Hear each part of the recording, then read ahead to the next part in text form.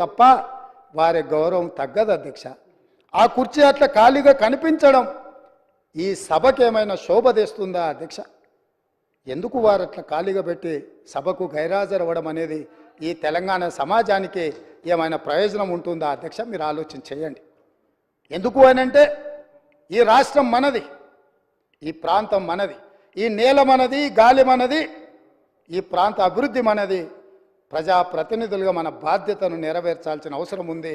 ఒకవేళ ప్రతిపక్షం దారి తప్పితే గుర్తు చేయాల్సిన బాధ్యత సభాపక్ష నాయకుడిగా నా మీద ఉన్నదన్న ఆలోచనతోటి వారికి సూచన చేస్తున్న అధ్యక్ష. ఆ పైన వారి ఇష్టం. అదేవిధంగా అధ్యక్ష, పదే పదే ఈ ప్రభుత్వం వచ్చిందో రాలేదో దివాలా తీసింది, ఈ ప్రభుత్వం దగ్గర చిల్లిగవ్వలేదు, ఈ ప్రభుత్వం ఎట్లా నడుపుతారు, ఆ పథకం ఎట్లా చేస్తారు, ఈ పథకం ఎట్లా అమలు చేస్తారు, మీ దగ్గర నగదేడుంది, వాళ్ళ ఆలోచన ఎట్లుందంటే అట్లా జరిగితే బాగుండు, వీళ్ళు దివాలా తీస్తే బాగుండు, ప్రజలకు ఏం అందకపోతే బాగుండు, ప్రజలు ఇబ్బందులలో ఉంటే బాగుండు అని ఉట్టి మీద పిల్లి శాపనార్థాలు పెట్టినట్టే ఉంది అధ్యక్ష. పిల్లి శాపనార్థాలకు ఉట్టి తెగిపడుతుందా అధ్యక్ష? అట్లనే 9.5 సంవత్సరాల అధికారంలో ఉన్న మీరు కనీసము 100 రోజులు కాకముందే రోజు పొద్దున్న లేస్తే ఈ శాపనార్థాలు ఏంది అధ్యక్ష? నేను మీకు గుర్తు చేయదలుచుకున్న అధ్యక్ష, వాళ్ళు అధికారంలో ఉన్నప్పుడు గత ప్రభుత్వ ఉద్యోగులు ఇక్కడ ఉన్నారు, బయట కూడా ఉన్నారు. ఈ ప్రభుత్వ ఉద్యోగులకు గత ప్రభుత్వాలు ఎన్ని ఉన్నా 1 తారీఖు నాడు జీతాలు రిటైర్ అయిన ఉద్యోగులకు పెన్షన్లు ఇచ్చేది అధ్యక్ష. కానీ గత ప్రభుత్వం 25 తారీఖు వరకు విడతల వారీగా ప్రభుత్వ ఉద్యోగులకే జీత భత్యాలు ఇవ్వలేనంత పరిస్థితి, ఆర్థిక సంక్షోభాన్ని కల్పించి మొత్తం రాష్ట్రాన్ని దివాలా తీపించి ఈ రాష్ట్రంలో ఉద్యోగస్తులకు జీత భత్యాలు ఇవ్వని పరిస్థితులు కల్పించి ఆ స్థితిలో రాష్ట్రాన్ని మాకు అప్పచెప్తే కష్టపడి ఆలోచన చేసి విధి విధానాలను సవరించుకొని మా ఆర్థిక మంత్రి, మా ఉప ముఖ్యమంత్రి బట్టి విక్రమార్క గారు కష్టపడి మొదటి నెల 4 తారీఖు లోపలనే జీత భత్యాలు ప్రభుత్వ ఉద్యోగుల ఖాతాలు వేసినాం. ఈసారి 1 తారీఖు నాడు ఈ రాష్ట్ర అభివృద్ధి కోసం, అభ్యున్నతి కోసం నిరంతరం పనిచేస్తున్న ఉద్యోగస్తులకు 1 తారీఖు నాడు జీత భత్యాలు వాళ్ళ ఖాతాలో వేసినాం. మీరు వారి క్లారిఫికేషన్లో మాట్లాడొచ్చు అధ్యక్ష, వారు ఏదైనా ఉంటే సో మేము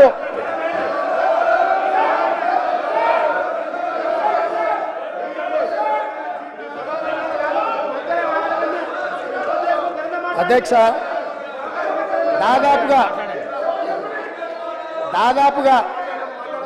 1 తారీఖు నాడు 4,800 కోట్ల రూపాయలు ప్రభుత్వ ఉద్యోగులకు, పెన్షన్దారులకు. Speaker sir, I'm not yielding. శాసనసభ వ్యవహారాల మంత్రిగా వారు పనిచేసిన అనుభవం ఉంది హరీష్ రావు గారికి. శాసనసభ వ్యవహారాల మంత్రిగా సభానాయకుడు నిలబడి మాట్లాడుతున్నప్పుడు కనీస గౌరవం కానీ పాటించాల్సిన బాధ్యత వారి మీద ఉన్నది. కాబట్టి ప్రభుత్వ ఉద్యోగులకు, పెన్షన్దారులకు ఈ నెల 1 తారీఖు నాడు మేము జీత భత్యాలు వాళ్ళ ఖాతాలో వేసినాం అధ్యక్ష. కనీసం ఈ విషయమైనా వారు అభినందిస్తారేమని మేము ఆలోచన చేసినాం అధ్యక్ష.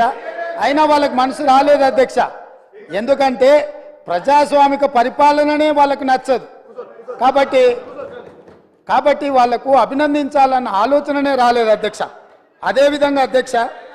అదేవిధంగా పదే రైతు బంధు గురించి, రైతు బంధు పడలేదని, రైతులను నిజంగానే వీళ్ళు రాజులను చేసినట్టుగా ఇట్లాంటి మాటలతో ఇంకా భ్రమలు పెట్టాలనే ప్రయత్నం చేస్తున్నారు అధ్యక్ష. ఈరోజు నేను మీకు గుర్తు చేయదలుచుకున్నా అధ్యక్ష, మీ ద్వారా వాళ్ళకు కూడా గుర్తు చేయదలుచుకున్నా. ఆర్థిక మంత్రి అక్కడనే ఉన్నాడు, లెక్కలు ఇక్కడనే ఉన్నాయి. ఈ లెక్కలన్నీ నేను చెప్తాను, కాదంటే వారి అవకాశం వచ్చినప్పుడు మీ అనుమతితో వారు మాట్లాడమన్నారు అధ్యక్ష. రైతు బంధు ఇంకా వేయలేదు, ఎక్కడ పోయింది ప్రభుత్వం అని చెప్పిండ్రు కదా, పదే మాట్లాడుతున్నారు అధ్యక్ష. 2018-19 యాసంగి రైతు బంధు 20/10/2018 నాడు మొదలుపెట్టి 30/3/2019 5 నెలలు పట్టింది అధ్యక్ష.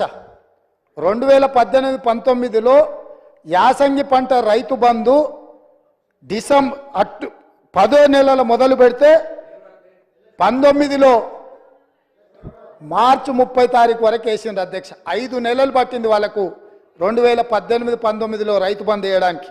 వస్తున్నా ఎలక్షన్ ఇయరే కాదు, ఆ తర్వాత సంవత్సరాలు కూడా ఉన్నాయి, తొందర ఎందుకు. 19-20లో యాసంగి 28/1/2020 నాడు మొదలుపెట్టి 23/10/2020 9 నెలలు పట్టింది అధ్యక్ష. ఒక్క యాసంగి పంటకు రైతు బంధు వేయడానికి 9 నెలలు ఆనాటి ప్రభుత్వం తీసుకున్నది అధ్యక్ష.